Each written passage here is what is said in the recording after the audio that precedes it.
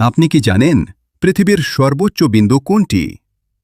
সমুদ্রপৃষ্ঠ থেকে ২৯,০৩২ ফুট উঁচুতে অবস্থিত মাউন্ট এভারেস্ট, যাকে নেপালিরা বলে সাগরমাতা আর তিব্বতীরা বলে চোমোলাংমা। আজ আমরা জানব এই বিস্ময়কর পাহাড় সম্পর্কে ৩টি রোমাঞ্চকর তথ্য। মাউন্ট এভারেস্ট স্থির নয়। ইন্ডিয়ান এবং ইউরেশিয়ান প্লেটের সংঘর্ষের ফলে এটি প্রতি বছর প্রায় ৪ মিলিমিটার বা ০.১৬ ইঞ্চি করে ওপরে উঠছে, অর্থাৎ এভারেস্ট দিন দিন আরও উঁচু হচ্ছে। ২৬,০০০ ফুটের ওপরের অংশকে ডেথ জোন বলা হয়।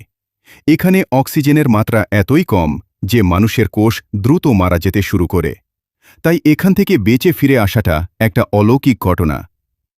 ১৯৫৩ সালের ২৯ মে স্যার এডমন্ড হিলারি এবং তেনজিং নোরগে প্রথম এই শৃঙ্গ জয় করেন।